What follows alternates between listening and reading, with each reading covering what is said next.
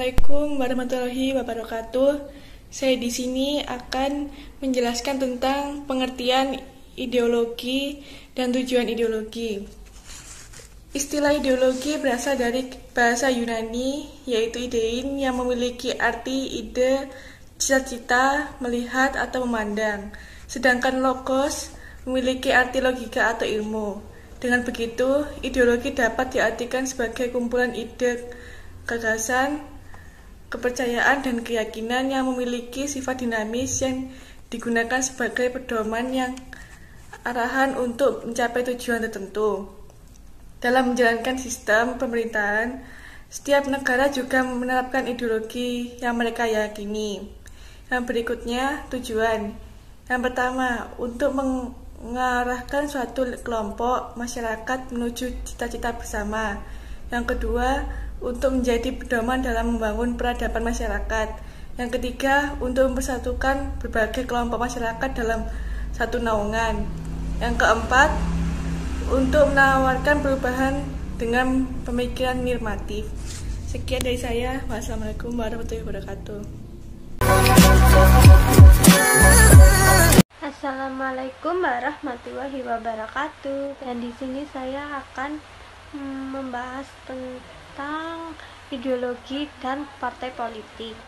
Nah, di sini saya akan membahas tentang macam-macam ideologi. Ideologi ada 10, yaitu 1. Kapitalisme. Ideologi kapitalisme banyak digunakan oleh berbagai negara di dunia. Pemilik modal atau swasta berusaha mencari keuntungan sebesar-besarnya.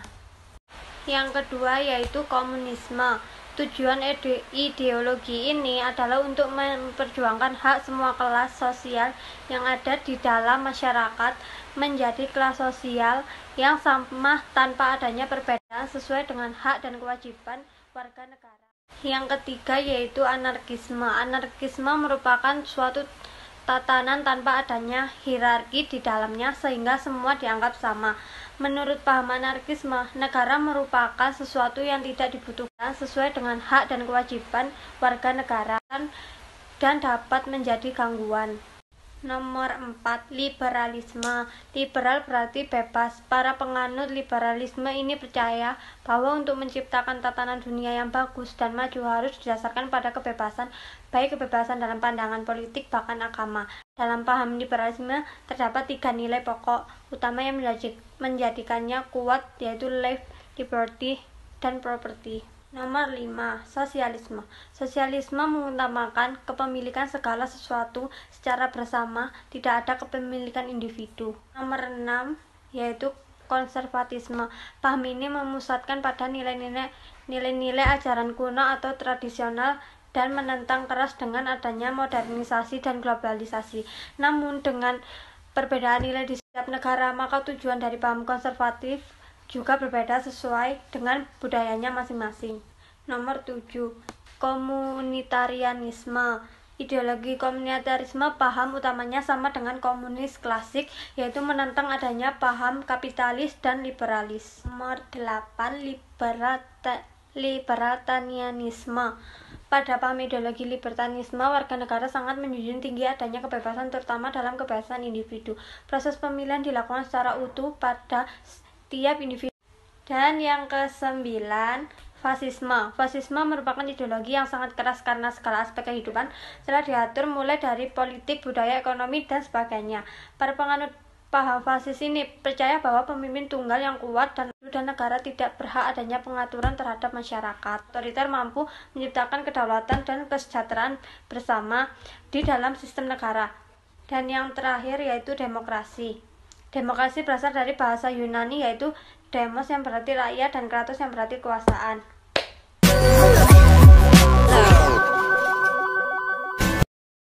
Baik, di sini saya akan membahas tentang fungsi ideologi. Fungsi ideologi dapat membantu anggota masyarakat dalam upaya melibatkan diri dalam berbagai sektor kehidupan. Di samping fungsinya yang sangat umum, ideologi juga memiliki fungsi yang sifatnya khusus. Adapun fungsi ideologi yang sifatnya sangat khusus, 1. Ideologi berfungsi melengkapi struktur kognitif manusia. Ideologi sebagai sistem panutan pada dasarnya merupakan formulasi ide atau gagasan melalui mana manusia dapat menerima, memahami, sekaligus dapat mempresentasikan kehidupan ini, yaitu antara realitas kehidupan dan orientasi kognitif.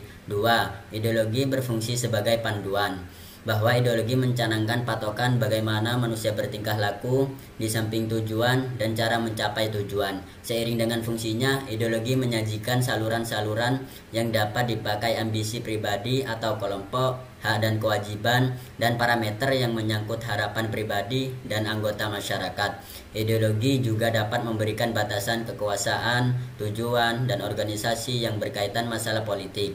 Fungsi ideologi bagi suatu negara bukan sekedar sebagai standar pertimbangan dalam memilih alternatif, melainkan menyertakan essence of justification, cara mengevaluasi tingkah laku anggota dan memberikan landasan bagi legitimasi politik.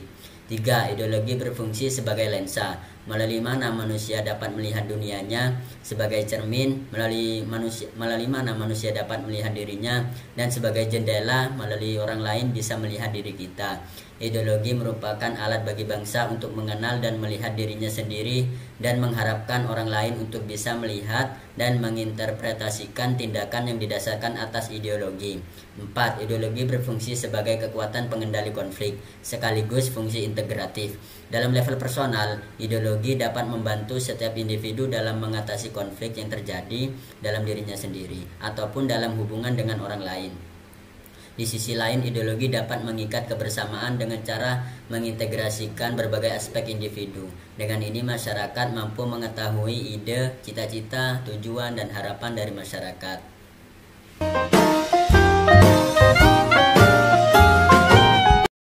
Partai politik terdiri dari dua kata, yaitu partai dan politik. Partai sendiri memiliki kesamaan pengertian dengan organisasi, namun berbeda dengan bidangnya. Partai mencakup bidang politik, sedangkan organisasi mencakup berbagai bidang. Politik berkaitan dengan sebuah kekuasaan.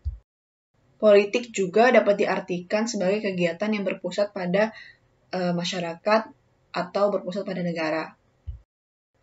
Jadi, partai politik merupakan salah satu sarana politik yang akan menjembatani elit politik dalam upaya mencapai kekuasaan politik dalam suatu negara yang berjadikan mandiri dalam hal finansial, juga memiliki haluan politik, mengusung berbagai kepentingan kelompok dalam suatu urusan politik, dan turut menyumbang pengembangan politik sebagai suatu suprastruktur politik. Tujuan politik yaitu meningkatkan sebuah partisipasi politik anggota dan masyarakat dalam rangka penyelenggaraan kegiatan politik dan pemerintahan, memperjuangkan berbagai cita-cita partai politik dalam kehidupan bermasyarakat, berbangsa, dan bernegara, serta membangun suatu etika dan budaya politik dalam kehidupan masyarakat, berbangsa, dan bernegara.